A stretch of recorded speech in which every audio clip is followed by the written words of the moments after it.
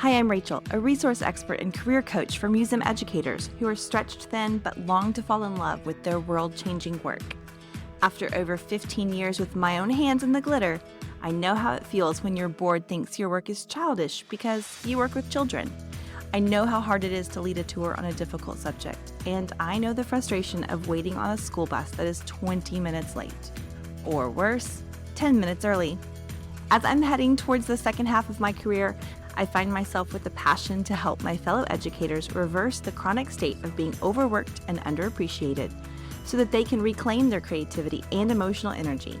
Join me and my museum buddies as we share our best tips, tricks, and techniques for modern museum education. Hello and welcome back to the 12 Days of Christmas Museum Education Edition. My name is Rachel and I'm your host. This little series of podcast episodes I'm super excited about. It is my gift to the museum educator community this holiday season. Every day for the first 12 days of December, I'm going to be releasing a bite-sized podcast episode stuffed with actionable tips and, as always, grounded in current research to help you level up your museum education programs. So today, on day 2, we're talking about how to rekindle your museum magic. So how can you find fresh ideas for your unforgettable museum programs?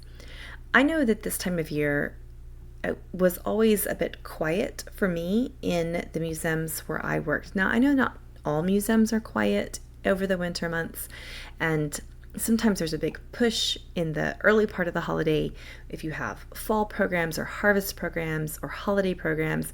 But then once you get to the end of December, for a lot of museums, the early part of the year, the winter months, are quiet and slow. You don't see a lot of field trips. You don't see a lot of visitors in general, especially if the weather is poor. And so it's often a good time to sit with your old programs and think about them. Revisit those program elements. Ask yourself if they are still hitting the mark, if they're still working really well, and then plan the details of your new programs that are coming up later in the year. But it can be daunting to drum up fresh, exciting ideas for your programs, especially when the weather is not fresh and exciting. When it's cold and dreary outside, sometimes it's a little hard to shake the cobwebs out of your brain. So fear not, because I have been right where you are, staring at a blank screen with the haunting echo of, been there, done that, rattling around in my brain, looking for something fresh, something new, something exciting for my visitors. So today, I've got some strategies to help you break free from that creativity block and make your museum programs the talk of the town. So my first tip is to embrace your inner explorer. So remember when you were a kid and everything felt like an adventure? Channel that energy. Start by revisiting your museum's collection with fresh eyes. Be curious. Ask yourself, what haven't we highlighted yet? What story isn't being told? Is there an object in the collection that really rings your bell but never really gets a lot of attention?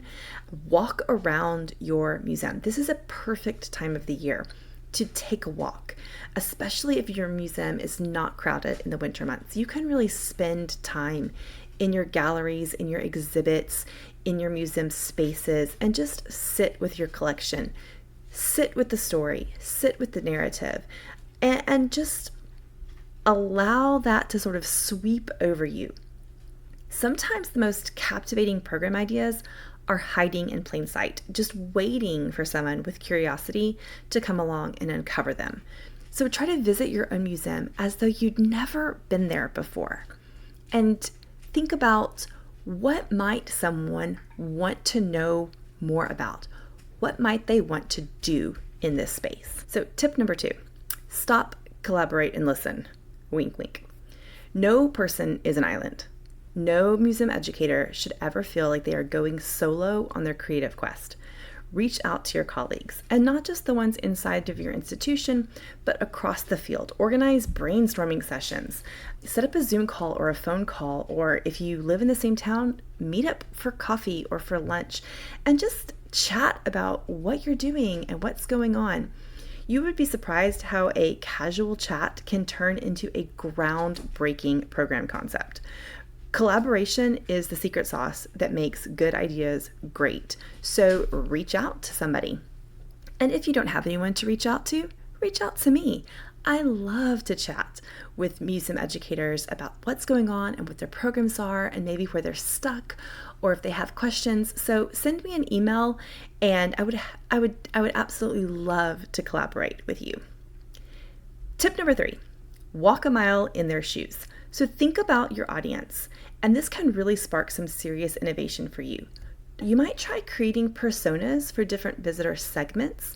So think about families or young adults or, content area experts. So if you're a history museum, think about your history buffs. If you're an art museum, think about your, art experts. Walk through the museum as if you were one of those people. This is my favorite tip of all time, especially if you're trying to create programs for children. Walk through your museum on your knees. Literally, get down on the floor. Look at your exhibits from the perspective of a child. What can they see from their line of sight? What is going to be catching their eye? Maybe use those objects or that point of view to spark some new ideas. This empathy exercise can really lead to a personalized and engaging program idea that can really connect with your visitors. And if you're struggling here, I would really encourage you to go back to some of the classic literature that helps you connect with visitors and their motivations. So, one of the seminal works in our field is Identity in the Museum Visitor Experience by John Falk. I love to talk about the book The Value of Museums, also by John Falk. There's a lot of really great research out there. You could also, if you want something shorter, maybe go check out the Museum Educators Roundtable. They've got a really great blog. If you don't subscribe to their journal, you can just check out the blog posts there. AAM has a lot of really great blog posts. So just go back and see what's been written about museum education and museum programs, and maybe that will sort of shake some things loose in your brain, especially when you're thinking about what is it that your visitors need. Okay, my next tip is this.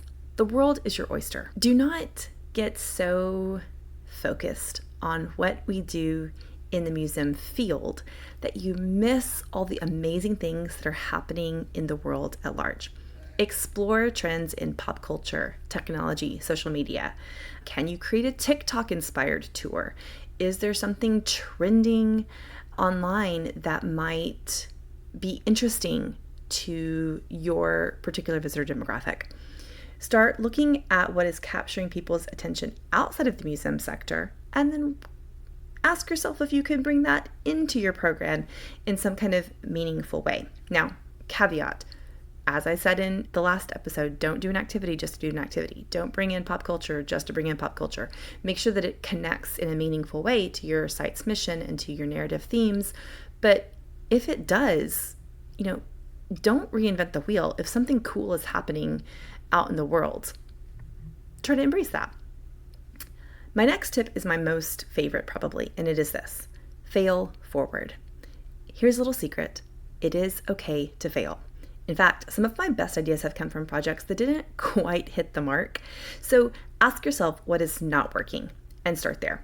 I actually have a few blog posts on my website that I will link in the show notes for you about how I have at different times in the past reevaluated existing programs to ask what is not working, whether it was not working because the audience wasn't connecting, whether it wasn't working because it was too expensive to put on, like lots of different reasons why a program might be failing.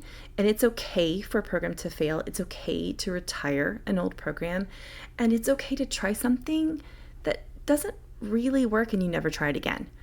Experimentation is it's a stepping stone, right? It's not a setback. If something doesn't go right, you can ask yourself why, and then allow space for creativity to flourish and good ideas to grow from something that maybe didn't work perfectly the first time. So allow yourself the space to experiment and give yourself the chance to fail. If it helps, you can call these programs pilot programs. You can pilot a program. If you have a school group or a teacher that you work closely with, send that teacher an email and ask if you can pilot a program with them. Maybe just do just a general community day and try some activities with the community at large. It doesn't have to be something that's repeated. You don't have to promise to do it always. A program can happen once and then never again. And that is okay. So give yourself the freedom to experiment. And the last tip is to keep your spark alive. Do not forget to nurture your own creative spirit. Attend workshops and webinars and conferences. Look into other fields as well. If you are in a science museum, attend science educator conferences. If you're an art museum, attend art educator conferences. Read widely. Travel, even if it's just virtual. You have the opportunity now to see any place in the whole world with a few clicks of your finger. Explore the world that's around us. Look at virtual programs that are happening in other museums and be inspired by those. Keep feeding your curiosity about the world around you, because a well-rounded perspective is fertile ground for innovative ideas. So now that you've armed yourself with these strategies, let's just promise each other no more settling for mediocre programming. I'm going to say it again. Don't settle for mediocre programming. You can do amazing things at your museum. I know you can. Museums are so exciting. They have the power to change the world. Remember that we are in this together to inspire, to engage, and importantly, to enjoy every step of this creative journey in museum education. One of the greatest things about museum education is that it has the potential for creativity baked right into it. So never forget that that is an important part of the work that you are doing. So go ahead, dare to dream big, let those novel ideas flow freely. And if you need some help with this or someone to bounce ideas off of, I am excited to put my long time of experience to work for you. So just check out my website for my services. We can schedule a power hour consultation, or I can do more work directly with you or your institution. And in the meantime, I want to wish you happy innovating and lots of good creative vibes. Thank you so much for joining us. If this episode has been helpful to you or interesting, please take a minute to like, subscribe, and leave a review, which will help other museum educators find this resource. As always, if you would like to work with me more directly, have any questions, or would like to be a guest on the podcast, you can find links to all that and more on my website, modernmuseumeducation.com. I'll see you back here next time, and in the meantime, please remember that your work is not childish just because you work with children.